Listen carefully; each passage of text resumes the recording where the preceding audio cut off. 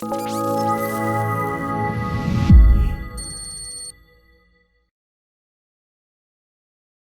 everyone, Paul from the Data Storytellers here. Today I'm here with Shumi Kahn, who's the Director of Business Insights and Analytics over at AccorHotels. Great to have you with us. Hi Paul, it's nice to be here and nice to talk to you. Likewise, and I'm really excited to get into your experiences, your challenges, your successes. But first, would you mind just telling us a few words about your background and your journey to your current role? Well, really, I started out life from a finance perspective. And I was working in an advisory capacity, looking at things like mergers and acquisitions.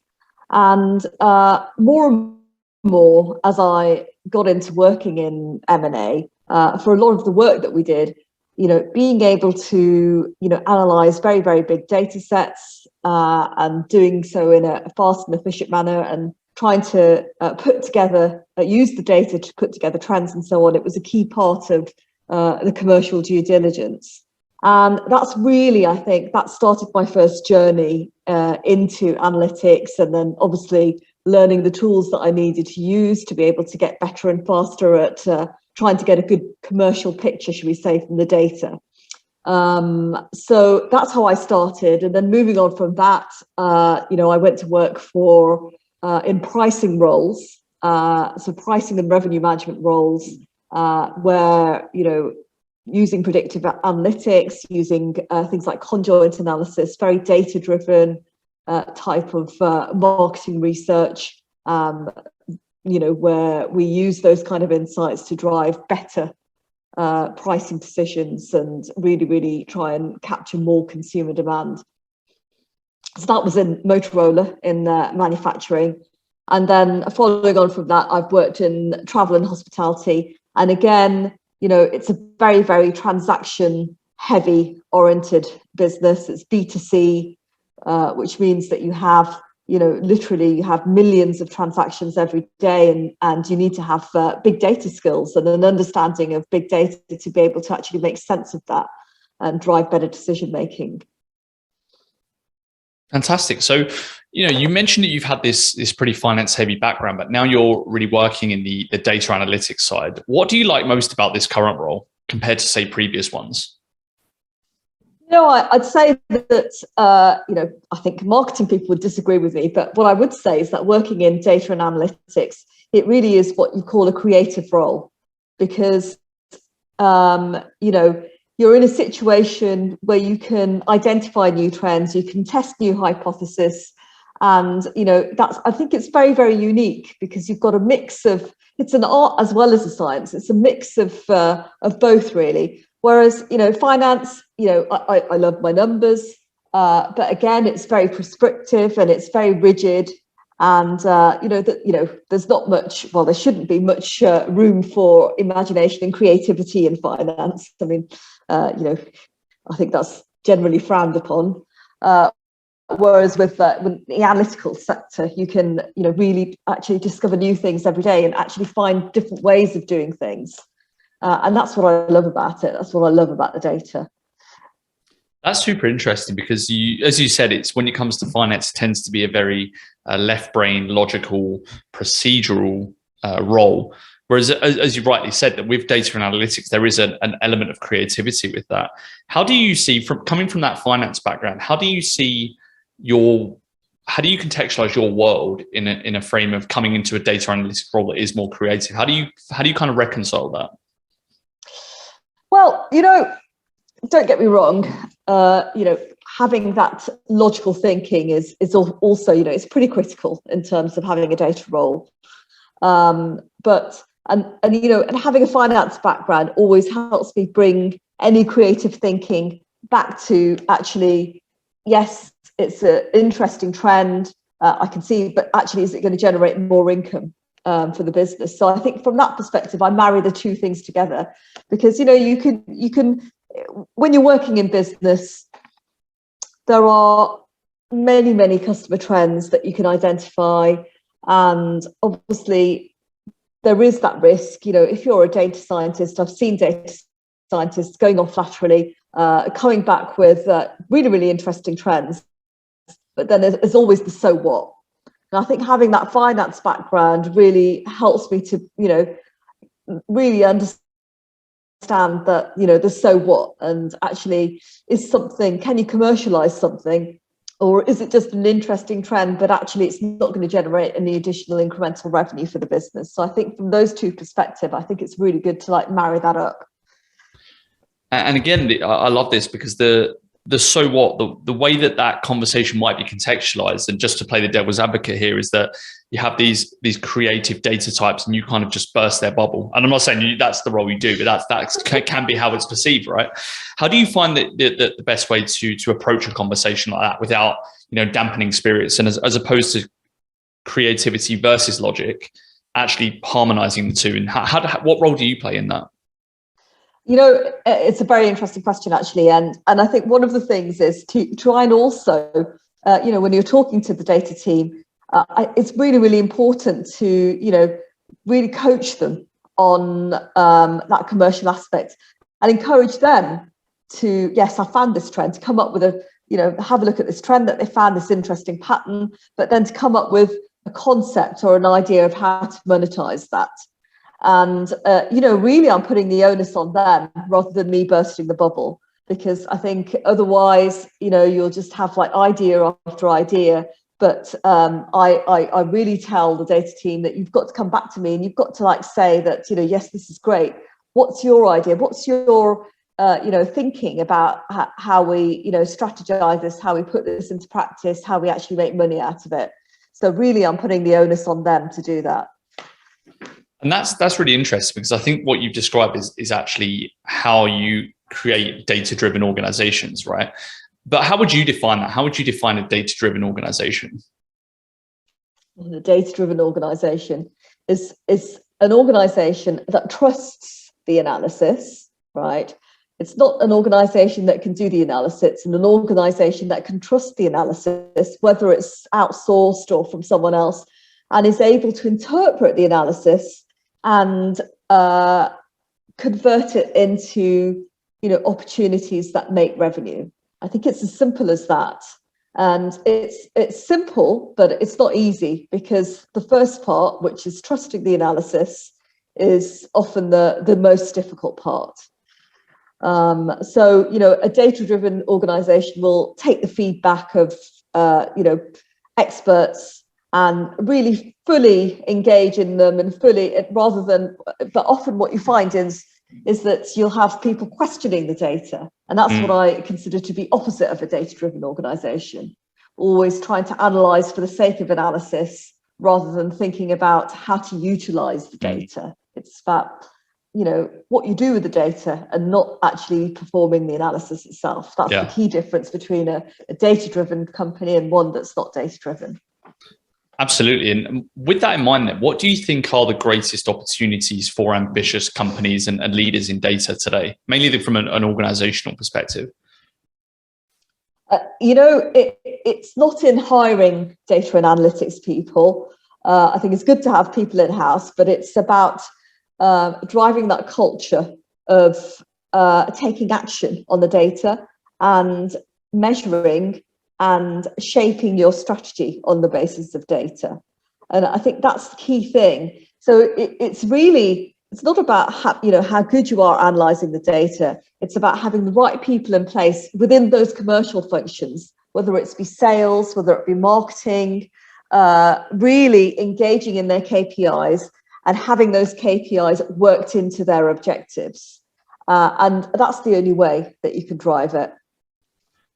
And as you've probably rightly touched on there, you kind of need people who are spearheading, these leaders who are spearheading that kind of change.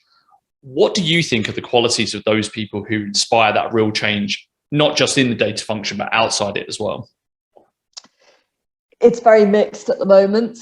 I think we're at a crossroads, and you have some organizations where, you have commercial leaders in place that are fully embracing what data can give you and fully embracing the KPIs.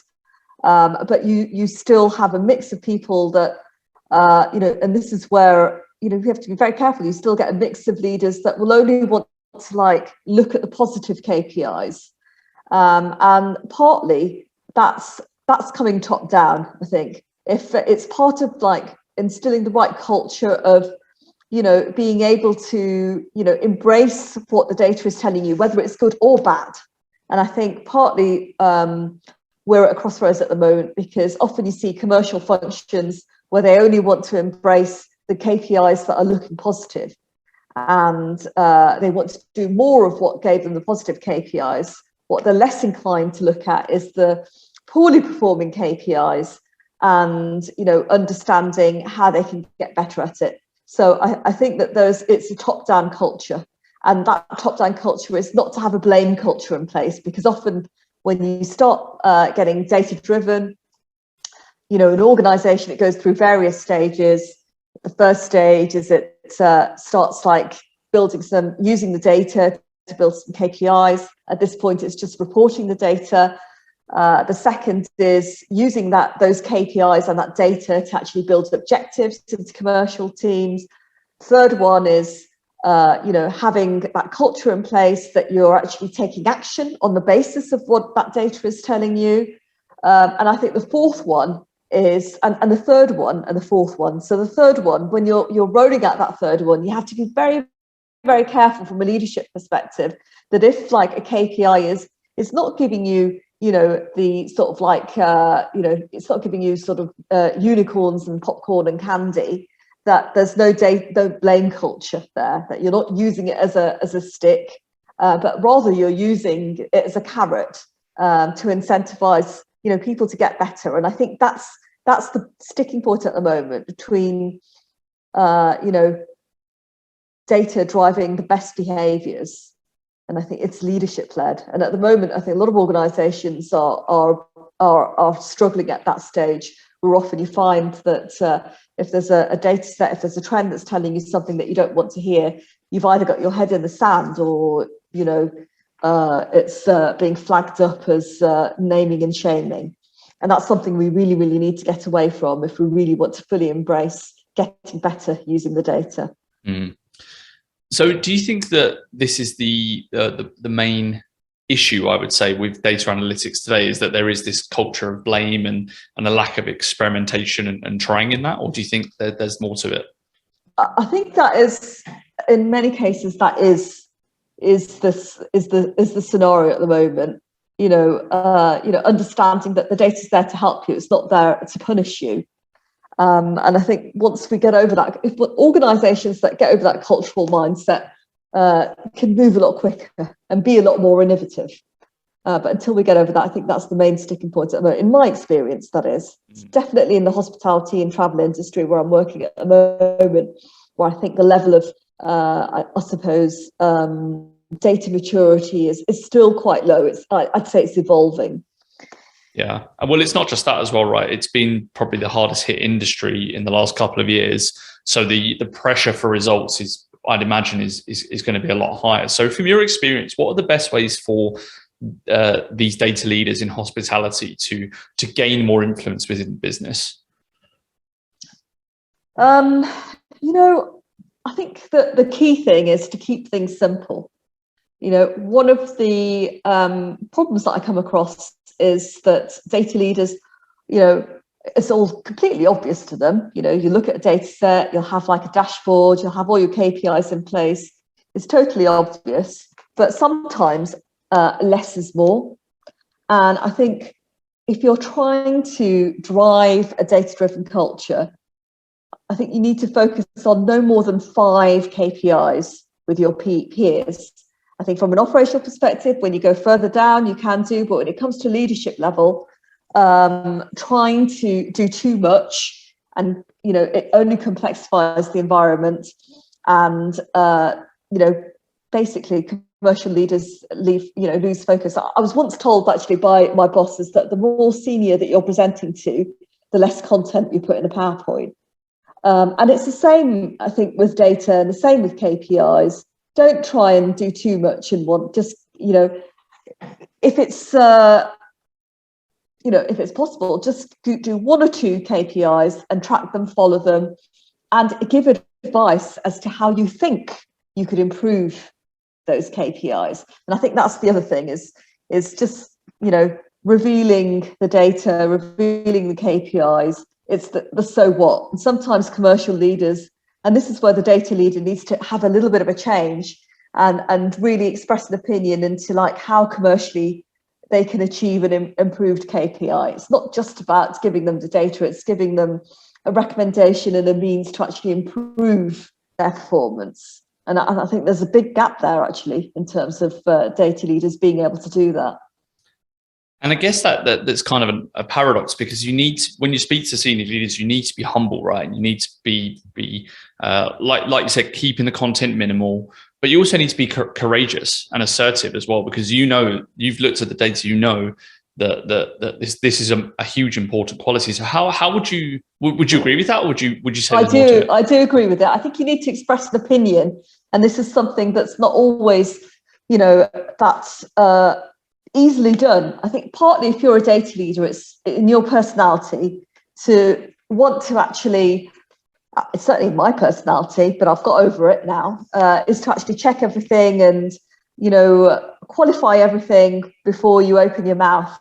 Actually, you don't need to do that. It's okay to express an opinion, but then say, look, it's just an opinion, looking at it, I would estimate. Giving an opinion is fine. I would estimate, but I'd need to qualify that later. I think doing that is very, very fundamentally important. So often I've sat in meetings where, a senior leader has asked a question and a data leader has, not that hasn't known the answer, but doesn't want to answer because he or she is not 100% confident on the answer he's giving. And the key thing is that you don't have to be 100% right on everything. You can give an opinion. You don't have to be 100% right. You can give your a feeling on something. Not everything has to be 100% proven. A hypothesis doesn't have to be proven by every single granular bit of data. And I think this is where data leaders, often fall short because they don't want to open up in meetings. They don't want to express. They don't want to give an opinion because they, can't back it up 100%. The thing is, you don't need to back things up 100%. So with all that in mind, then, how important do you think are other soft skills, maybe things like communications, influence, and persuasion, as you say, having that opinion, but also expressing it in a coherent and clear way, and in terms of the importance of building those relationships? It's critically important. Communication is critically important. Building that relationship, and it's also about building that element of trust as well. If things are going wrong, if, for example, your key stakeholder is always picking at the data and asking you to reanalyze things because he or she doesn't feel confident and doesn't trust the data. So I think one of the key things is that when you're presenting, be confident about it, because if you're unsure about anything, then that really isn't good in terms of building comfort zone around interpreting those metrics. Listening is very, very important, and probing is very important, because so often you'll find that a lot of sort of more salesy or commercial leaders, they I don't know how to say it here, but sometimes they don't actually know what they want, and they'll ask for a ton of things, but it won't really answer the question. It won't provide the answer for the question that they're really looking for. So communication is very key. It's really important to understand what it is that your stakeholder is trying to achieve, and what does your stakeholder actually need the answer for, and then you recommend what you want to show them in terms of KPIs or metrics, and explain to them how it ties into the answer that they're seeking.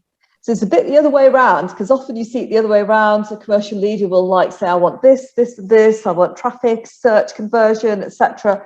But at the end of the day, it's just a bunch of metrics, and it won't actually answer the question that they're posing. So almost you've got to do it the other way around.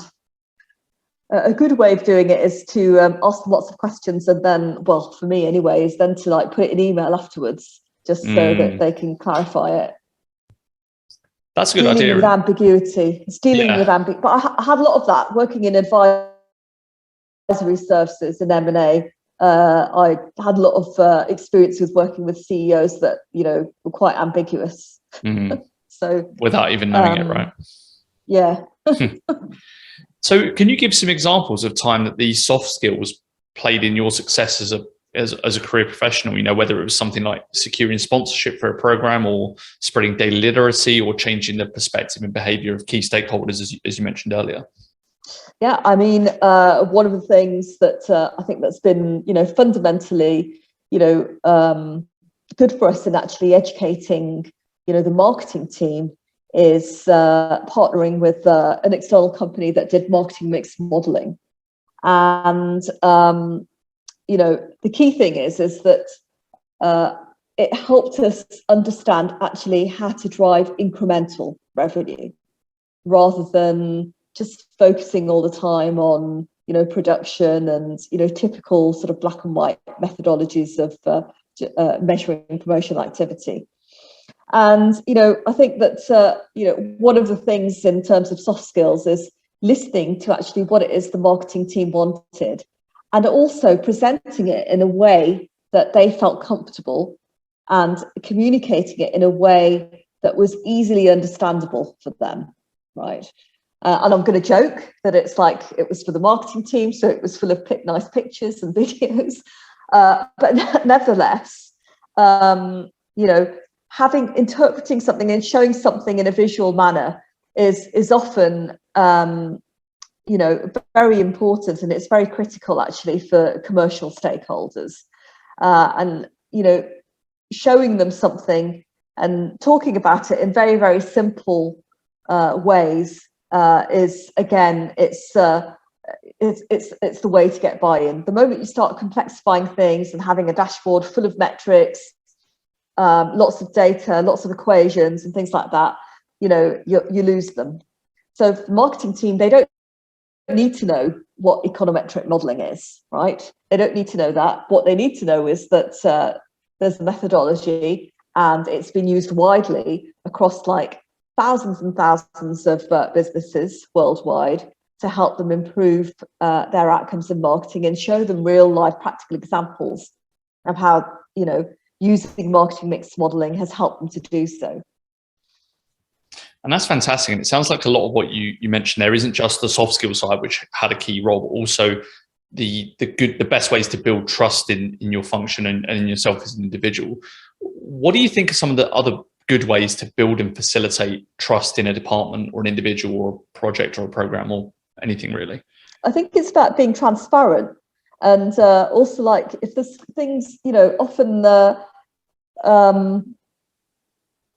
another example is that recently we have, you know, in the hospitality industry, it's a very disaggregated market. You have lots of hotels, you know, a lot of them have their own systems. Nothing's really been changed over, and having a synthesized view of their production is actually quite, although it should be very straightforward, it's actually quite a difficult thing. Now, in the past, what's happened with you know, data leaders in the past is they've tried to do lots of different workarounds in order to show a complete set of data. My philosophy has been very different, and I always feel that it's important to be transparent. And what I've done is actually I've shown the gaps. And when senior leaders have said, well, why haven't we got this for this hotel or this group or this owner or whatever, you know, I'll say that it's because, I'll explain to them that it's because, you know, we literally don't have the data for that because we don't have the systems in place. The mapping is not the same. They are, you know, mapping all of their production in a different way to us. So we can't actually, you know, compare it with any other groups, and actually showing them what the gaps are, and being transparent with them, because, you know, trying to do workarounds is probably the worst thing that you can do, because at some point it won't reconcile, and that's when you start losing trust.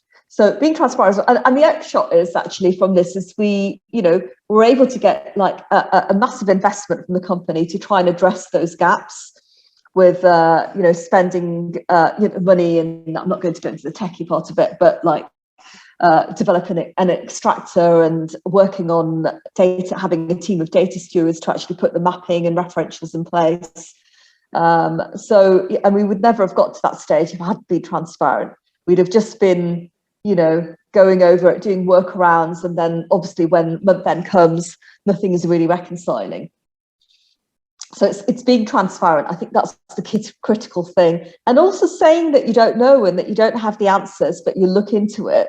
And the next thing is understanding and telling your stakeholders how difficult something is or how easy it is. Is something a quick win, or is something actually a very long-term project? Because they appreciate that, because sometimes they'll reframe their ask based on if they have an understanding. So don't treat them as idiots. Include them in your discussion. Tell them what your difficulties are.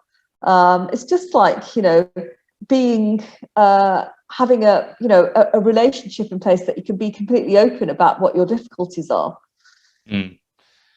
And it sounds like what you're talking about there is truth as well, and this is all good stuff that we've mentioned already. One question I did have that kind of came out of all this is what role do you play in the business? Are you a change agent? Are you a champion for the function?